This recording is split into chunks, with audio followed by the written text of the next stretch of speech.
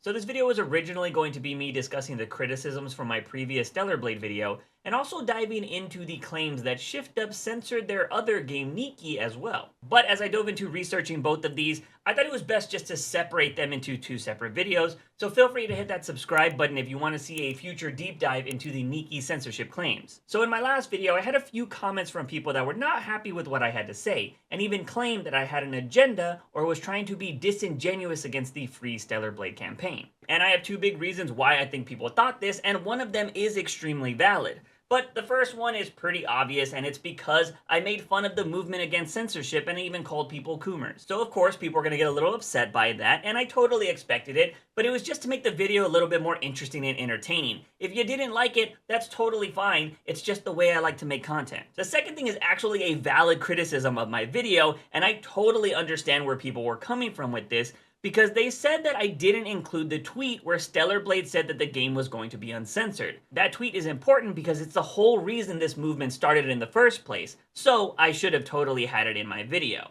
The only explanation I have on why it wasn't included was because I knew I was going to be talking about how the developers mentioned that the 102 update was their vision for the game, which is the one-day patch that everybody claims censored the game. So looking back on it, I should have just included that tweet and then just talked about the developers' visions right after that. So for that, I totally take fault. And I quickly just want to get this out of the way. Had that tweet never existed or the word uncensored was never used, I don't think we're having this discussion at all. So, just throwing that out there. But for anyone that thought I had an agenda against Stellar Blade, that is just not the case, because if that was, I would have never showed the graffiti that was censored, or had a section in my video showing the detailed version of the blood being censored from the demo to the actual game. On top of that, even though I think the leader of this whole movement, Grums, is cringy, I totally spoke out against people putting a bounty on his life. So again, if I had an agenda, I wouldn't be mentioning stuff that helps the Free Stellar Blade movement.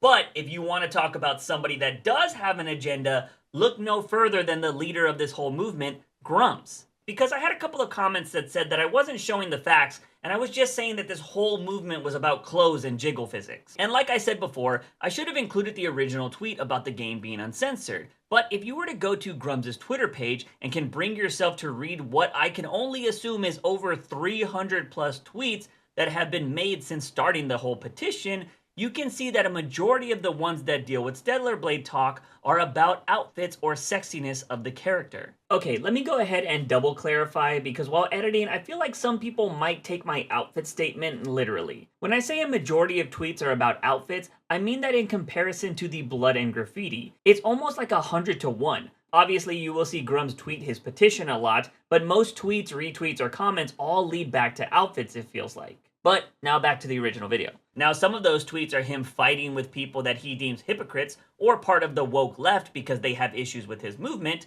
But since the majority of the Stellar Blade tweets deal with how Eve looks, that is the perception of this movement. You can sit there and say that this is all about censorship, but when your leader of this movement is just talking about getting sexy outfits back in the game, that is what outsiders are going to perceive this movement is about. I mentioned in my video that the two strongest cases you had for censorship were the graffiti and the toned down blood, because you have legitimate evidence that those things were changed, and you can argue censorship or false advertising. But you want to know how many times that Grums has mentioned the blood since the whole start of this campaign? Twice. Freaking twice. In like 300 plus tweets, he's only talked about the blood being toned down twice. Now, I will admit he did spend a day or two on the graffiti, but that was before the petition was even created, and I don't think I've seen him talk about the graffiti since. Oh yeah, if you actually go look at the petition, it doesn't even say what is censored in the game. It just says some bullshit about Stellar Blade being a beacon of freedom or some crap. I don't want to turn this into a huge rant, so let's get back to some facts about Stellar Blade and clear up some misinformation about these censored outfits that everybody's talking about because they said they saw them in the trailer, or because they played the physical disc of Stellar Blade. I've stated this before, but I don't think trailers are a representation of the final product that consumers are going to be getting. I think that they're just used to spark interest in the product. Prime example of this would be GTA 6. That game is still about 1.5 to 2 years away, and we already have a trailer for the game. You can't expect the game to be exactly what you see. The game should look similar, but I think comparing outfits from a trailer to the final product is a bit disingenuous because it's very clear that the game is incomplete. If you want a more recent example, here is one of the first trailers for a game called Hell's Blade 2, and here is it compared to a recent trailer where there are noticeable changes. But I already know people are going to disagree with me on that, so let's just go ahead and look at some of these trailers and see what's changed. Now, I actually went to PlayStation's YouTube channel and I watched all of the trailers that were related to Stellar Blade, and in all of those trailers, these were the only outfits that I found that were changed. The first one is obvious. It's the first outfit that everyone talks about, and that's the bunny outfit. You can find it in the PlayStation State of Play trailer from back in January. But you might notice that the bunny outfit is beige and not gray like everyone sees today. A lot of people are going to say that they just changed the color, but the outfit is still the same. And sure, I can believe that, but this does prove that trailers are not the finished product. So with that, it adds a little validity to the devs saying that the final outfits were the one in the day one patch. Moving on to the next outfit, which can be found in the demo trailer, you can clearly see that there is no mesh around the boob area, and Grums even quote tweeted someone that showed a video of the uncensored version. Now this outfit is interesting because it's a new game plus outfit, which many people said you need the day one patch to access,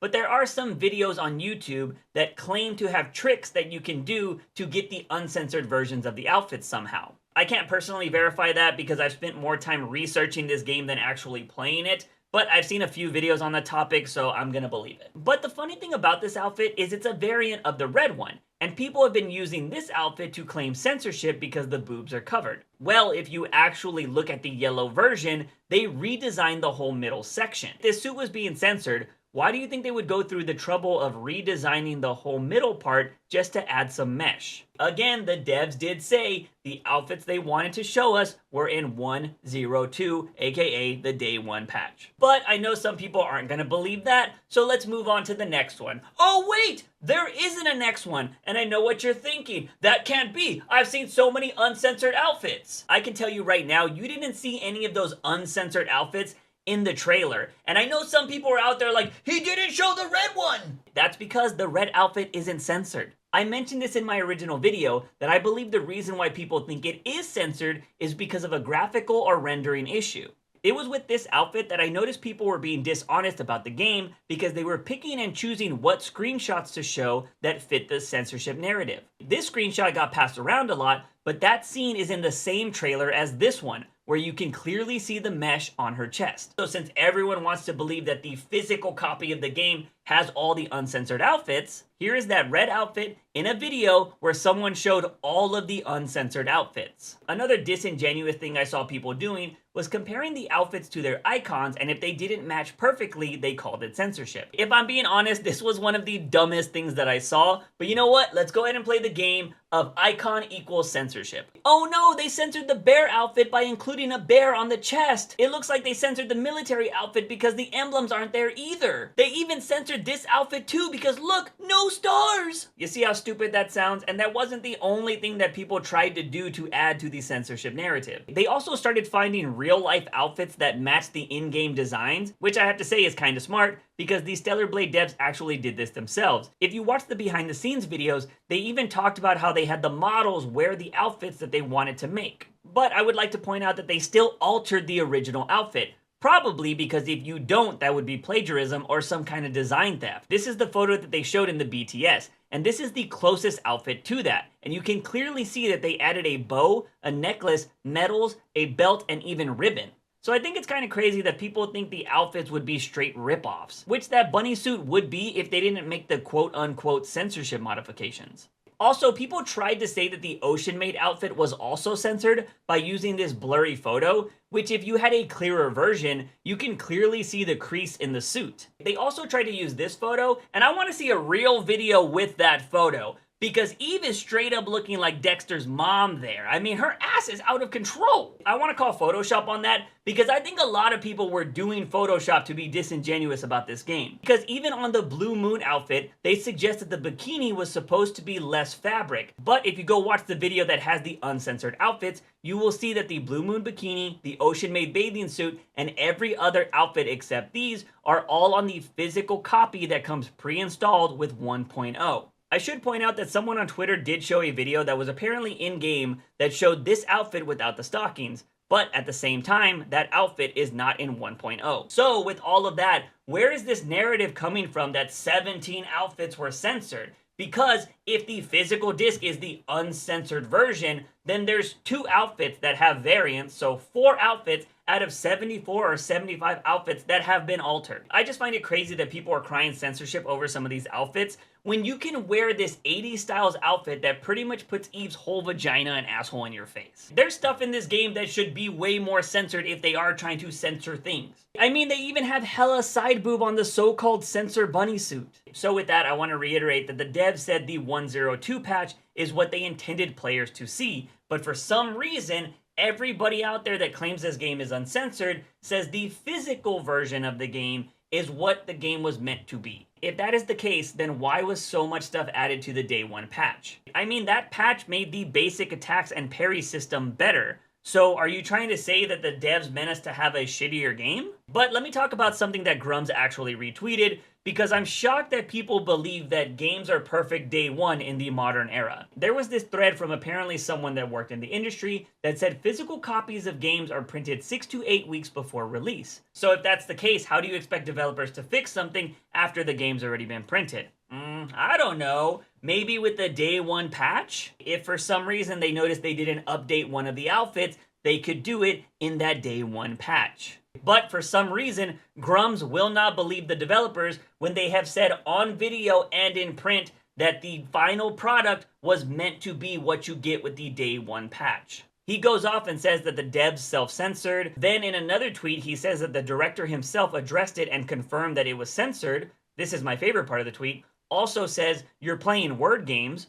And in another tweet, he yet again says that the director of Stellar Blade reiterates that the changes were intentional. Speaking of playing word games, Grums, you know that the word intentional can be used both ways, right? As in, the devs intended for the final outfits to be in the day 1 patch. Even in a piece of information that he quote tweeted, it literally says, the patch is the final product we want to show you. If for some reason that isn't enough, this article came out May 14th, and it had the costume designer for the game confirming that the day 1 patch outfits were always the intended result. I don't think that just because the costumes are vulgar doesn't necessarily mean they're good. So this is something that was modified for quality, he says. As a result, there are parts where eroticism is lessened or emphasized. This is the final product that we wanted to show as an intended result. In short, Eve's outfits are fashion first, not sexy first. Now, before I dive into why I think Grums won't believe these devs, I want to focus on the blood a little bit, because that is the one thing that I believe is the strongest argument for censorship. Because you have literal evidence from the demo that they allowed everyone to play and then transfer their files over to the main game. You can clearly see that the blood has been toned down. There is no arguing against that, and I would love to hear the developers talk about that instead of the freaking bunny suit. But here's the interesting thing. So the censored blood is on the physical disc, aka the uncensored version. So if the toned down blood is on the physical disc, how does that fit the uncensored narrative? Do we really believe that Stellar Blade meant to ship out a game with a sexy bunny outfit, shittier game mechanics, and toned down blood? Or is it more believable that the devs wanted their final vision to be on a day 1 patch? Personally, with this evidence, I don't think you can claim censorship, but you can argue false advertising because of the demo. Now let's move on to Grums, the leader of this whole movement and the main person that wants to believe that Stellar Blade was censored. I think in this video I've provided a lot of evidence that would debunk a lot of the censorship claims when it comes to Stellar Blade. But I have a feeling that if Grums saw this video, he still wouldn't believe the devs at the end of the day, because this game not being censored doesn't fit the narrative that he wants. You can go look at Grums' whole Twitter account and you will be slapped in the face with woke this, woke that, and we have to fight back against DEI. This guy has even literally said that he would take Saudi money over DEI money, which is kind of funny because Saudi has been caught killing journalists before,